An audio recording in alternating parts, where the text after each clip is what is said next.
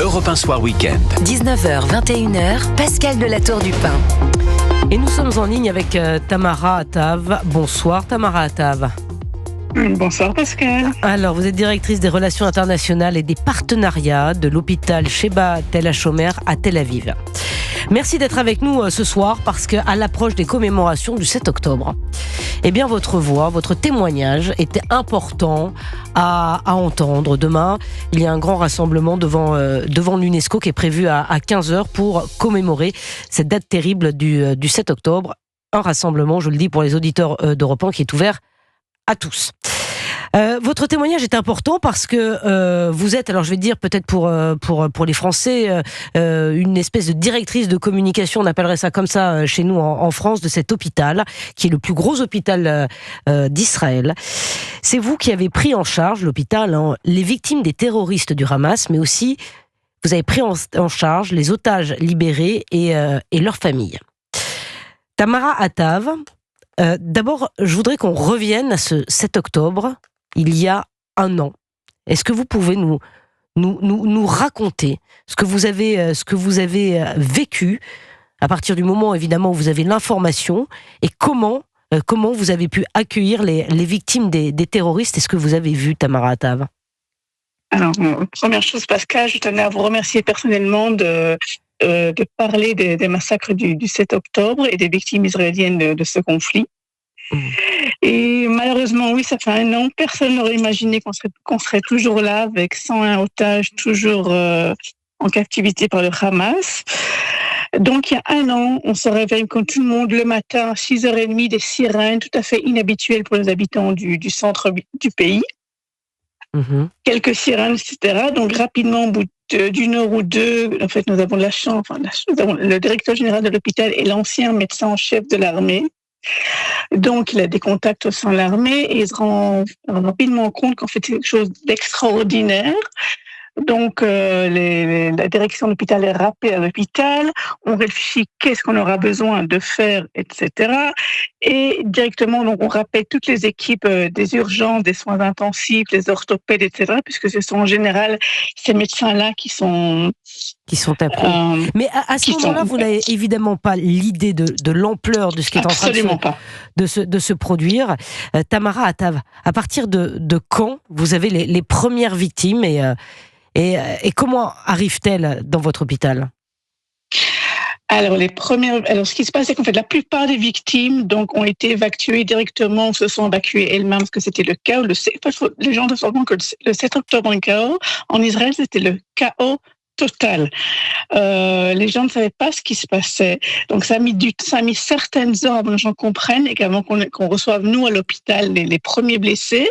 La plupart sont arrivés héliportés des environs de la bande de Gaza ou directement des autres hôpitaux, parce qu'il y avait aussi des tirs de missiles pendant la journée. Donc, tout était très, très compliqué. Certains sont même arrivés en voiture. On fait de la bande du village entourant la bande de Gaza aux environs de Tel Aviv, à peu près 1h30 de voiture. Certains sont arrivés en ambulance, parce que des ambulances sont ramenées en premier endroit.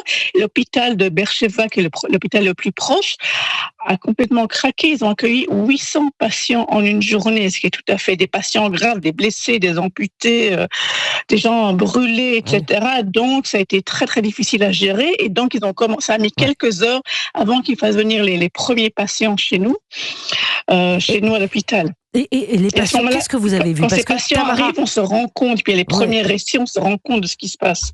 D'accord, parce que vous avez les premiers récits. Et à quel type de blessure avez-vous affaire? Pardon de vous demander ça. Mais je vous en prie. Alors, il y a eu principalement deux types de blessures dans les premiers jours qui ont suivi le 7 octobre et les jours qui sont suivis. Donc, des blessures par balle, bien évidemment. Des blessures aux mains et aux bras. Des civils qui s'étaient réfugiés dans la chambre force ou dans la chambre sécurisées, sont des chambres qui sont des abris anti-bombes, mais qui ont une porte, mais qui ne se ferment pas de l'intérieur. Oui. Donc les gens, une fois que les terroristes sont rentrés, en général, c'était souvent le père qui tenait la porte avec sa main, donc parfois pendant des heures. Et ce qu'ont fait les terroristes, ils ont tiré sur la porte, donc blessure par balle dans les mains, ou carrément placé des chars explosifs sur les portes. Donc ces personnes se trouvaient avec les mains explosées. les mains, les avant-bras, etc. Et je rencontrais la semaine passée un des rescapés de Rose qui est toujours en soins à l'hôpital. Ça fait 1 mois qu'il n'est plus hospitalisé, mais il vient en ambulatoire tous les jours. Et ses mains, il ne va jamais les retrouver entièrement. Et puis on a aussi des brûlés. En fait, nous sommes à l'hôpital Shiba, nous sommes le centre national des grands brûlés d'Israël. Et donc on a eu beaucoup de grands brûlés, des familles entières qui arrivent brûlées, à différents degrés à chacun.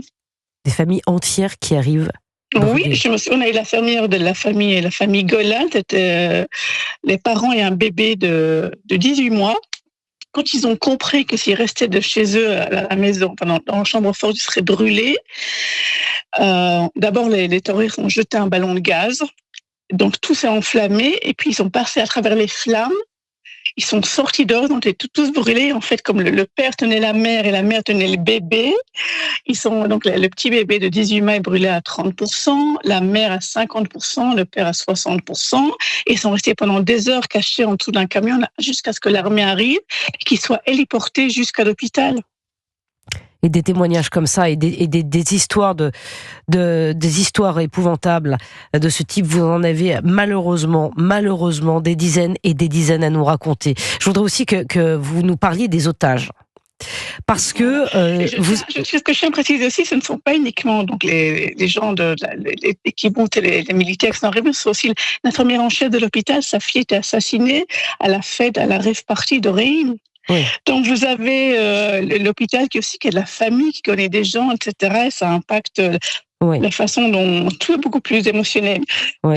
Donc les otages. Alors nous avons reçu d'abord 29 otages qui ont été libérés au mois de novembre par un accord. La plupart étaient des femmes et des enfants. Et puis nous avons également accueilli encore 6 otages qui ont été libérés par des actions militaires. Et comment étaient-ils? Dans quel état étaient-ils? Psychologique, physique? Alors, comment on fait? Tout d'abord, je tiens à préciser qu'il n'existe au monde aucun protocole qui n'a été établi comment recevoir des otages, des enfants en bas âge, des femmes âgées qui ont été retenues en otage pendant 2 mois. Ça n'existe pas. Nos équipes ont donc inventé tout un protocole comment les accueillir. Une des premières choses qui a été faite, c'est décider que vu que les terroristes et la plupart des hommes, c'est d'abord des femmes. Des équipes des médecins, femmes, des infirmières, etc., de mettre l'accent sur les femmes pour limiter le niveau de stress. Et puis ce qu'on a fait aussi tout simplement, c'est, avec le peu de littérature qui existe sur les otages dans le monde, c'est de décider de transformer le département qui les a accueillis en fait en quelque chose de plus familier. Donc dans les chambres, on les a décorés, on a mis des nounours pour les enfants, on a mis des draps de lit qui n'étaient pas des draps de lit d'hôpital, on a mis des couvertures, des couleurs soft.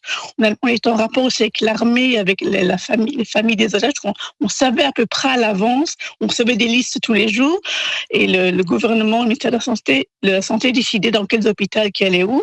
Donc d'être en contact avec la famille, d'essayer d'avoir toujours un objet qui appartenait à la chambre quand c'était possible. Et certains otages dans toutes les maisons ont été détruites. D'avoir quelque chose de familier, de rendre l'environnement le moins hospitalier, le moins agressif et le plus comme un cocon.